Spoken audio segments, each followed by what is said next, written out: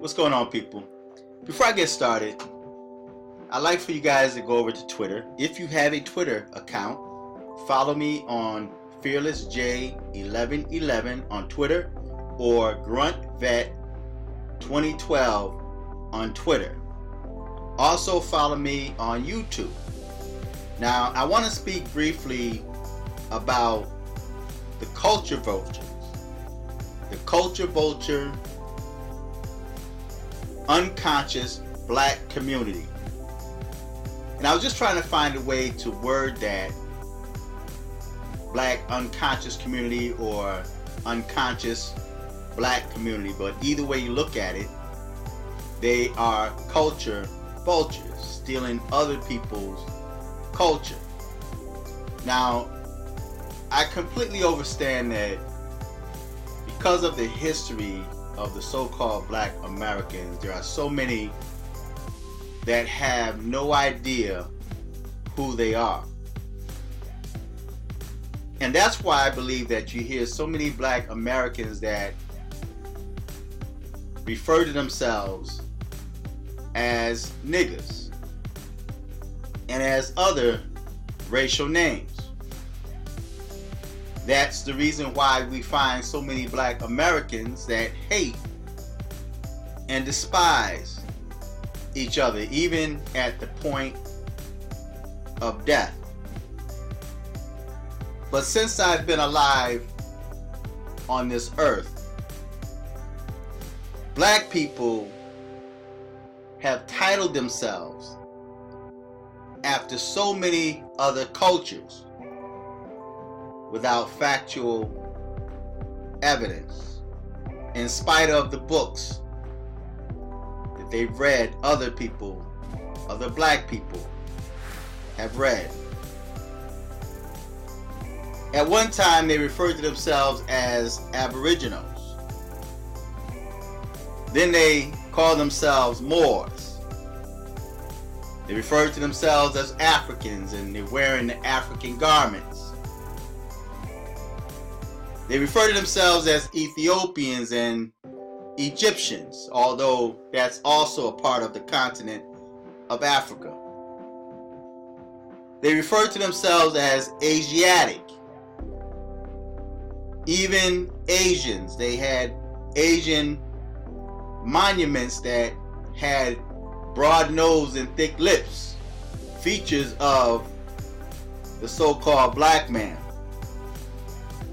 They refer to themselves as the Olmecs, the tribe of Shabazz, Hebrew Israelites, and a host of other cultures that they pride themselves in. Now, the so-called black conscious community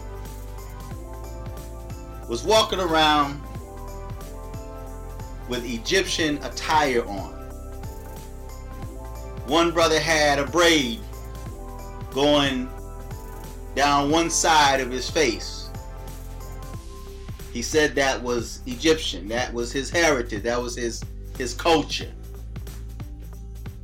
But since Dane Calloway came on the scene, we starting to see so many memes and YouTube photos of black people wearing Native American or indigenous headdress. Now you have so many people that are saying we're not from Africa. We're right here from America. We're Native American, but nobody, like with Africa, have relatives that still live in Africa.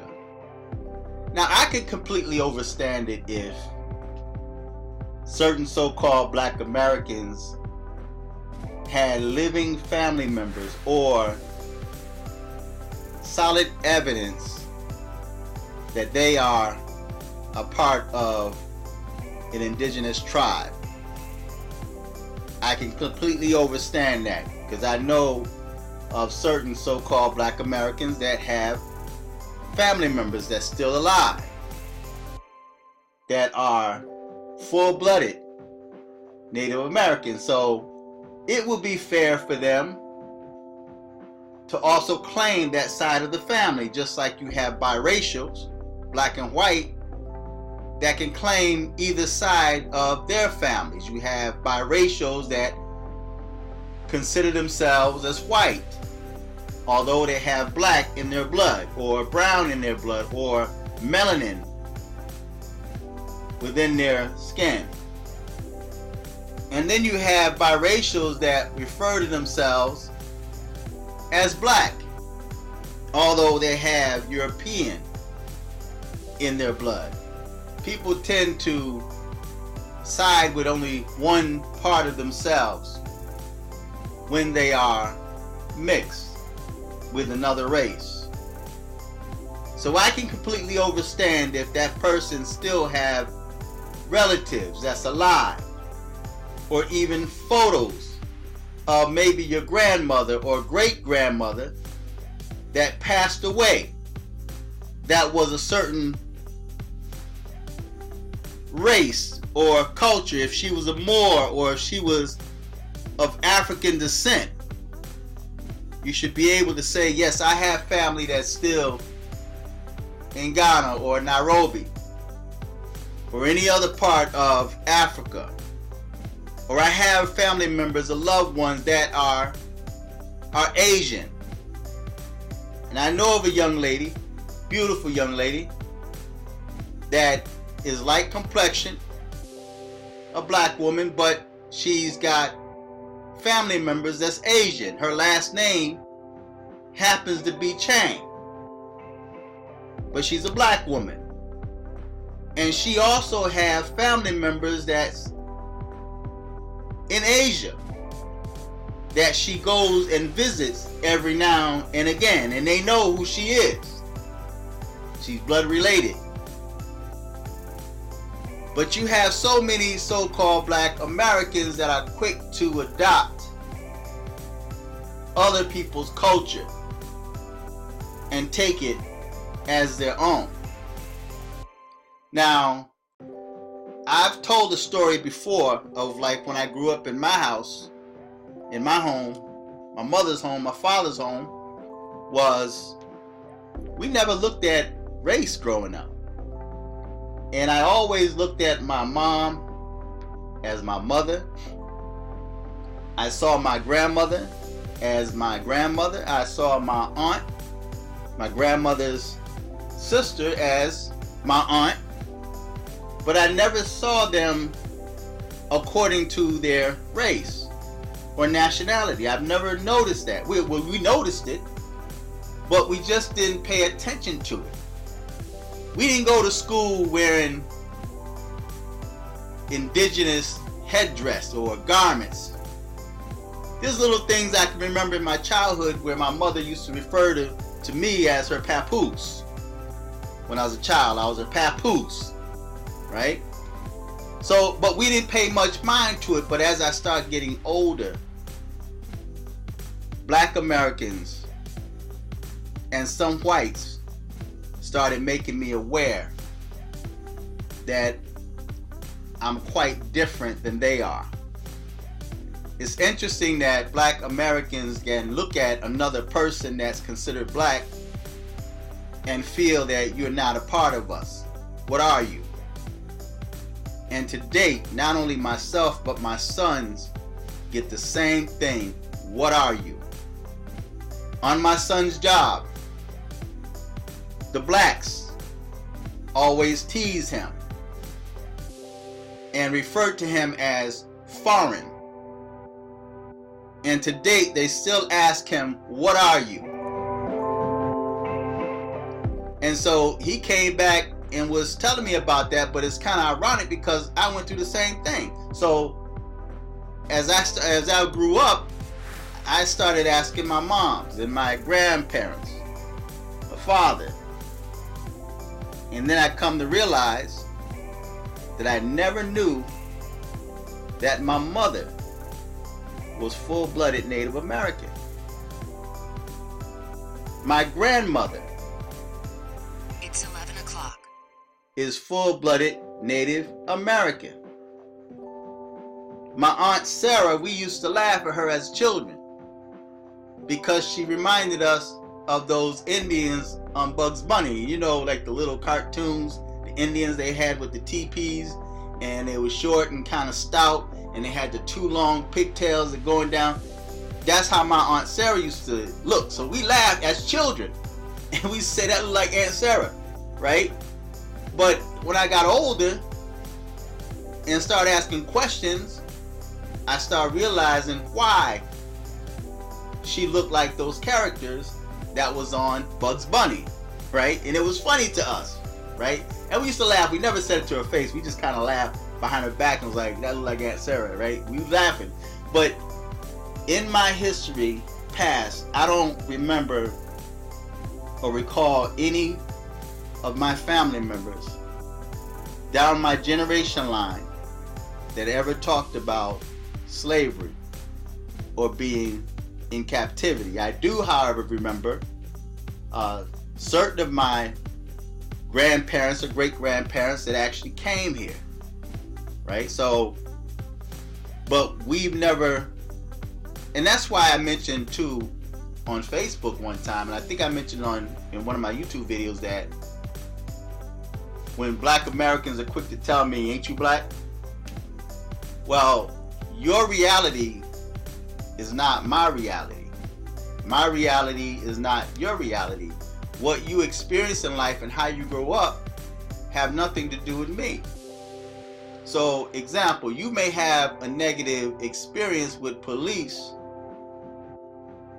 that I didn't have. So I can't identify with your struggle because I never went through that. Whereas maybe in your upbringing, that was your experience. That was your reality. So when other Black Americans see certain Black Americans that appear to be different than they are, they tend to naturally despise and hate that person. And I'm sure many that hear this video can identify with what I'm saying. One so-called Black American, you take women for example, could have long hair, her natural hair. Whereas you have other black females that don't have that long natural hair will begin to start despising and hating on that woman that have long natural hair. It's just envy and jealousy. But in today's time, we have so many Black Americans that are so lost because of history past that they're hijacking other people's realities. They're hijacking other people's culture. They're hijacking other people's nationality or race. You have some black females that refer to themselves as China or India or Asian, and they have no heritage, no linkage to those countries or those nations. So black people in this day and time, in 2018, are culture vultures. They're unconscious culture vultures. Because instead of having their own identity, they hijack and steal the identity of someone else. So now, and it's sad because Black Americans are more followers than leaders. And that's why we really see no one rising up. There could be a Black Wall Street, but there won't be a Black Wall Street because there's no leaders to make it happen. So black people need to back off of other people's culture and learn to get yourselves right.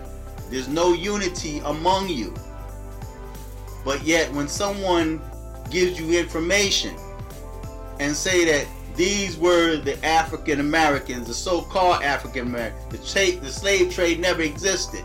Now you have everybody posting photos, Photoshop photos with indigenous headdress on.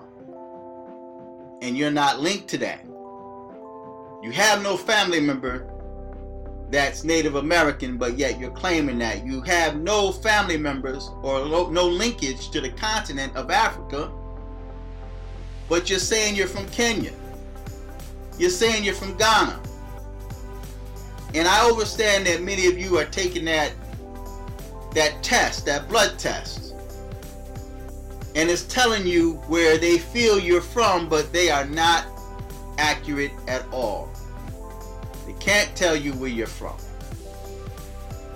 You would know that if you just talk to your family, your mother, your grandparents, your great-grandparents. Unfortunately, many fathers are not in the home, so you can't really know your father's side of the family. And because your skin is brown or different shades of brown doesn't make you a so-called Black American. That's why we find that there's Africans that come from the continent that cannot identify with you, that would even tell you to your face that you are not the same. So Black Americans, stop stealing the cultures of other people. Stop being culture vultures. You're only showing that you are completely unconscious while calling yourself conscious. So feel free to subscribe, comment the video, and don't forget to follow me on Twitter, FearlessJ1111 and GruntVet2012. Until next time, I'm fearless.